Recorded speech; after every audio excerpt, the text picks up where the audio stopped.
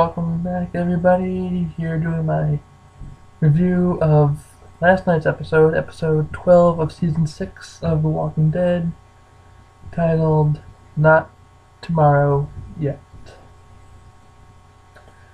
Another fantastic episode of The Walking Dead, but, what do you expect? It's The Walking Dead. With the pacing of this season so far, after the mid-season break, it's just off the rails. I'm just ramping it up from here. Just keeps going. Where's it gonna stop? Nowhere, I hope. Never. So here we had a lot of stuff happened. Even more so than the week before. And even more stuff than what we saw took place. There was a lot of hinting, a lot of potential foreshadowing, a lot of setup stuff. But we're going to start off right before that, just talking about Rick's speech, talking about what they need to do with the Saviors. That they can't just wait for them to find them. They gotta take them by surprise.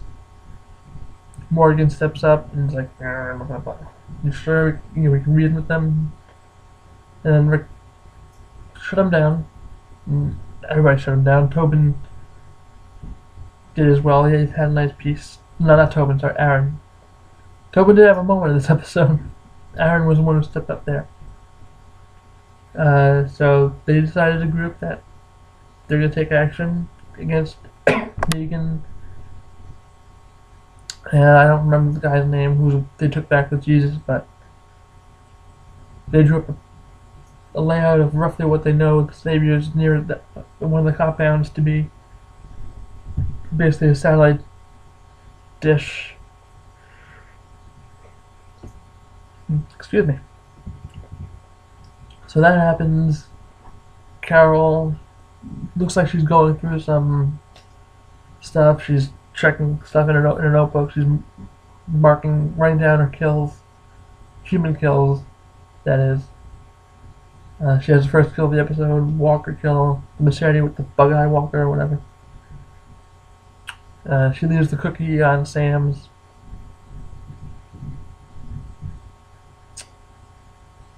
Where Sam is buried. Which, that was emotional. Not gonna lie, that was a very emotional moment. Because she was indirectly responsible for his death. Because of all of the things she said to him, he couldn't overcome it. So we have that. She confides a little bit, talks to Tobin, they kiss, so it looks like those two are going to become a couple, potentially. Which, I was hoping for a Daryl and Carol thing too, but I think Carol kind of hinted that she kind of liked him, but Daryl never made a move. So he either wasn't interested or wasn't sure how to go about it, but what are you gonna do? That's love in the apocalypse. You win some, lose some. So we have the raid on the Saviors compound, very nice. They kill a few walkers and make them, find ones that look like Gregory. Greg punches one to make it look like Gregory broke because somebody's hand was broken, so I think Gregory tried to break his hand. Gregory broke his hand, so he beat the crap out of him. That's how his nose was like that. And an interesting Easter egg here, and I'm not sure if I can even say this, but one of the heads apparently was Johnny Depp. It was a mold of Johnny Depp's head from I don't even know what. I read that earlier today, but that was interesting. And the one that they used for the deception scene was the cast of Greg Nicotero. Because they didn't have time to make a mold of Xander Berkeley's head once he was cast. They were in a time crunch, so they had to just use one of his casts. So they had that. I like that scene because here he's like, oh, here's his head. They bring his brother out, but before they do that, Daryl's kills the guy. Other guy who was left guarding. They drag the body away before anybody even knows what happens, and the other guy comes back with Craig, Ethan's brother. Michonne stabs him in the back, puts him down, and then they get everybody from the hilltop to safety, and then Rick's group and Heath and Aaron, the team, move in. And let's go to town. They just kill him in their sleep. Big Mama Glenn gets his first human kill. 2, because Heath couldn't do it, so he kind of saved Heath there, because Heath couldn't really do it, so he's like, you know what, I already killed a guy, might as well do it again. And just to, save Heath, so Heath doesn't have to go through that. And then, what else? There's the Abraham and Sasha are going through there. There's a door that's locked. They're trying to pick it. Excuse me. And guy comes out. Just seemed like he was just getting up to do something, and cuts Abraham. They stab him. He pulls the alarm. All hell breaks loose. Everybody's alert. Firefight ensues. And it draws walkers and more things there. Also, Carl Tobin, Glenn's first human kill, Savior's Camp, the Walker Head. Okay, and another backtrack a little bit. Abraham and Rosita. Abraham was a pretty big jerk in this episode to Rosita. I've been a fan of Abraham since he came on the show. I love his little Abrahamisms. Even breaking up he's like, why are dingleberries green or brown or whatever the hell it was. But he was so cruel to her. I don't feel for him anymore. He was one of those characters that I was like, oh, I hope he doesn't die. But not that I'm hoping he dies, I don't feel for him anymore.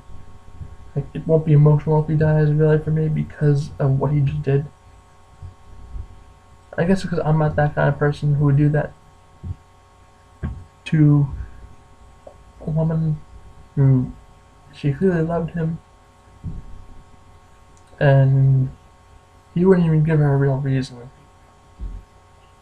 He's like, I thought you're the last woman on earth. You're not. Boom. Total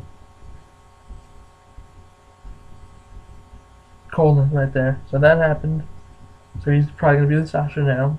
Which I saw coming. I could have predicted that, but I don't want to get into comic book spoilers here. But in the comics, he does leave her. But initially he's cheating on her first with Holly, who is dead in the show, before he leaves Rosita. Holly was the blonde woman he saved at the construction site, who was killed when the wolves attacked. So we have, Father Gabriel, certified badass now. He killed one of the saviors. I mean, he might have rambled, given an almost Samuel Jackson type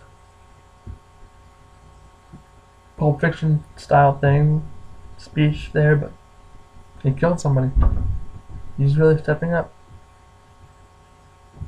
More Heath. I'm excited. I'm excited to see more Heath. He hasn't really been around lately. Tara said I love you to Denise, and she kind of confessed to Father Gabriel that about some stuff, but that she really does love her, but I think she was talking about just her past, how things haven't always worked out. Okay. At the very end, Daryl's guy comes out on Daryl's bike. They shoot him. Daryl has where to get this bike. Now, if you remember, way back in I think it was season 6. I think it was episode 6. It was called Always Accountable. I think it was episode 6 when Daryl and Abraham and Sasha are on the road and they're ambushed by these people who are the saviors. It's confirmed, and he's taken hostage by this guy D, whose name is Dwight. He is a big character in the comics, but I'm not going to spoil it for you. Maybe I might a little bit when they go into more comic book details with him, but right now his name is Dwight, and he took Daryl's bike and crossbow. So there's Daryl's bike. We know Dwight was fleeing from the Saviors, so the Saviors have Daryl's bike. That can mean one of two things. Dwight's either dead or captured. Or working with the Saviors. Again. I'm going to rule out he's dead. He's not dead. But I can do a prediction video on him at some point. But I'm 99% sure we'll see him again. But this bike proves that he's back with Negan. Whether it's of his own free will or he was captured, we don't know yet. But the comics don't give him much backstory. Not like the show did with him bumping into Daryl like that. We really don't get that much detail in the comics, but I think that about covers it. The Walker kill was going to be Carol with the machete in the opening scene. What else? We had Heath going on the entire, leaving right from the compound to go on the 2-week run. You know, they could bump into some danger. Who knows? But right now, Carol and Maggie are in danger. Episode ends. You have a Carol and a Maggie. We think that's something you want to chat about. So I'll leave that more for the prediction video, which I'll be doing shortly after this one, because that is huge.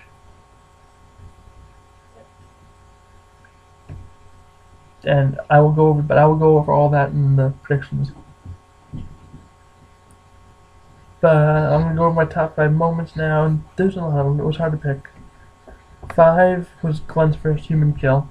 He's never I totally forgot. He has never, up until this point, killed another living being. A lot of walkers, but he's never killed another person. A lot of people have died while he was around, but he never killed them. Noah, because of Nicholas, Noah died, and Glenn watched. And he then later watched Nicholas die, kill himself, so that was interesting to see Glenn's first human kill. 4 was Father Gabriel nutting up and killing a savior. I put that first because we know Glenn's a tough guy who will do what needs to be done. We haven't seen Father Gabriel do that, with the exception of taking care of Judith in No Way Out. Now we know he's a tough guy. 3 is Johnny Depp's Walkerhead, just a funny thing. 2, seeing Daryl's bike again. And 1 is the raid on the Savior's compound. In terms of a score, I'm going to give this one a perfect 10. I can't really give it less than that. It was really excellent all the way around. Personally, I wouldn't have gone commando into the compound like that. I would have. You don't know what you're getting into. I know from the comics who Negan is, but you don't know who the guy is. He knows people are dangerous. They killed the kid right off the bat. I would have been a little bit more cautious and let's go kill Negan. Yeah, take down the Saviors. Woo, go team. Like, no, this isn't Terminus again. So they have a world of hurt coming their way, but I will do my prediction video soon, and peace.